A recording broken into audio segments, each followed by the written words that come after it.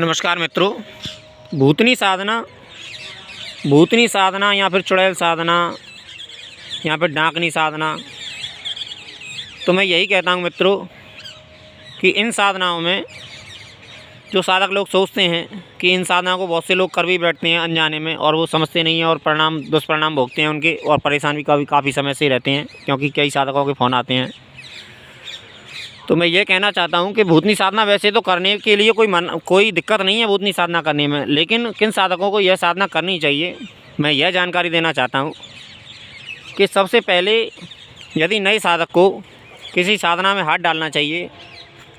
तो नए साधक के लिए अप्सरा साधना से बेहतर कोई साधना होती नहीं। और अप्सरा साधना,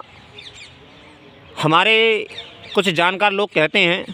कि किसी भी शक्ति को किसी भी उग्र साधना में या फिर तामसिक साधना में उतरने से पहले सबसे पहले हमें किसी शक्ति को प्रत्यक्ष करना चाहिए, और कोई शक्ति हमारे पास में हो तो हमारा काफ़ी मार्गदर्शन करती है। और इसके एवज में अप्सरा से बेहतर मार्गदर्शन या फिर अप्सरा से बेहतर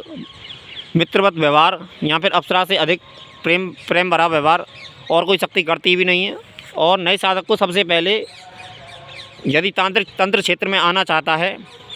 तो सबसे पहले उसे अप्सरा साधना ही करनी चाहिए, और किसी भी एक अप्सरा को सिद्ध करके उसे प्रत्यक्ष करना चाहिए, और फिर उसे तंत्र के क्षेत्र में आना चाहिए, क्योंकि अप्सरा उसकी पग पग पर मदद करेगी और उसकी काफ़ी साधनाओं में हेल्प भी करेगी और उसे सारा रास्ता दिखाएगी, सारा मार्गदर्शन करेगी। तो भूतनी साधना करने के लिए ऐसी कोई दिक्कत नहीं है, भूतनी साधना करनी चाहिए, क्योंकि ये छोटी छोटी साधनाओं के अंतर्गत आती हैं और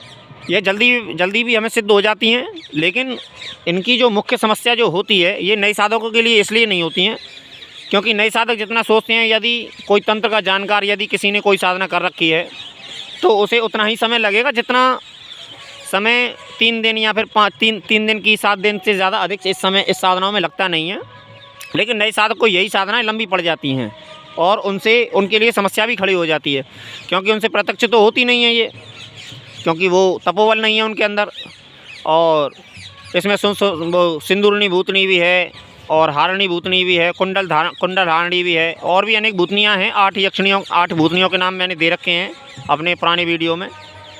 तो मैं यही कहता हूँ कि भूतनी साधना वगैरह यह साधना कोई बुरी नहीं होती हैं, क्योंकि हमें यदि साधक का मन साफ है तो उनसे काम अच्छा ले तो कोई बुराई नहीं है, क्योंकि हम गलत काम करेंगे तो गलत दंड ही भुगतेंगे। फिर चाहे हम किसी भी सात्विक शक्ति से गलत काम करवाएं तो हम फिर भी दंड भुगतेंगे। लेकिन यह साधनाओं से भी हम परोपकार कर सकते हैं, क्योंकि यह साधना जितनी शक्तियाँ जितनी जल्दी प्रसन्न होती हैं, जितनी जल्दी सिद्ध होती हैं, हमें इनका एक लाभ तो यह है कि हमें जल्दी सिद्ध होती हैं, और दूसरी बात हम इनसे परोपकार करके काफ़ी कुछ चमत्कार दिखाने में भी, क्योंकि ये जितनी भी छोटी छोटी शक्तियाँ होती हैं ये तीव्र होती हैं। इन साधनाओं का यही एक मुख्य विशेषता होती है कि जो भूत प्रेत होते हैं या फिर भूतनी होती है या फिर चुड़ैल होती है, यह साधनाएं अपने आप में